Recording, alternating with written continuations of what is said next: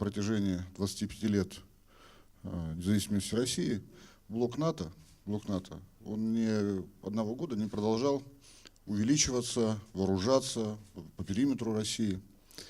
И, конечно, все проблемы, которые идут, Сирия, Украина, санкции, это все проблемы, они абсолютно взаимосвязаны.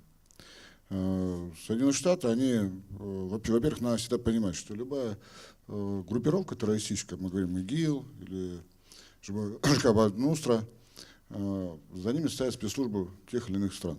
Как только Россия даже заявила о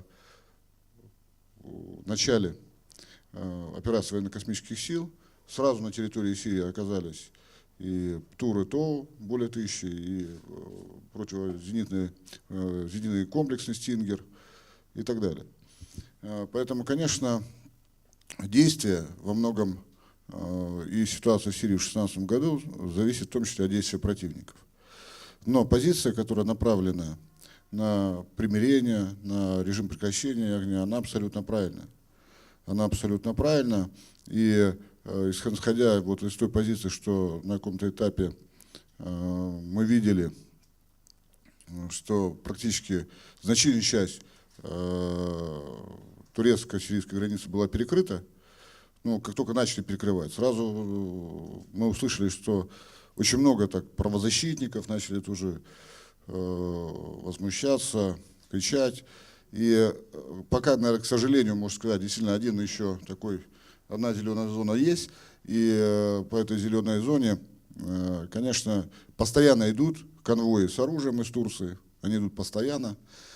Причем сейчас достаточно трудно правительственным войскам сирийским реагировать, потому что те боевики, которые есть, они ротируются, поменяют населенные пункты. И почему? То есть, грубо говоря, переходят там, вот, из Джабхат аль-Нусры в другую вроде умеренную группировку. И, конечно, это создает сегодня проблему.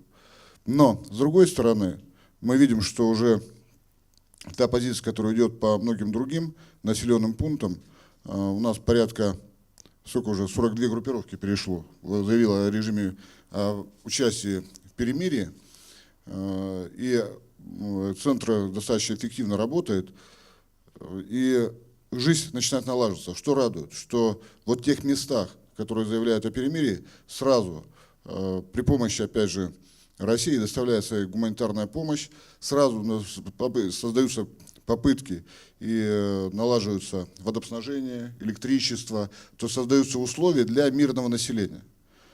И, конечно, вот этап примирения и прекращения огня и создания вот именно действительно урегулирования всего процесса, он не может занять действительно быстро и происходить быстро.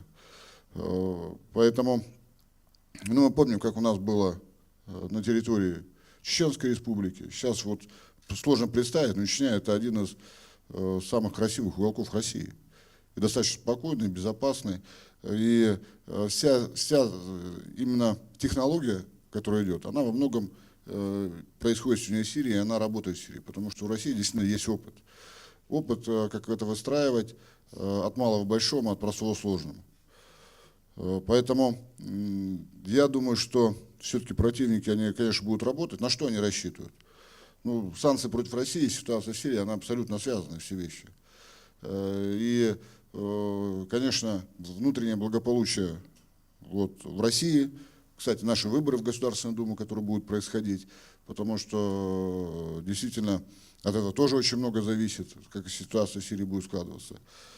Поэтому я не сомневаюсь, что Сирия сохранится как государство, и рано или поздно там наступит мир.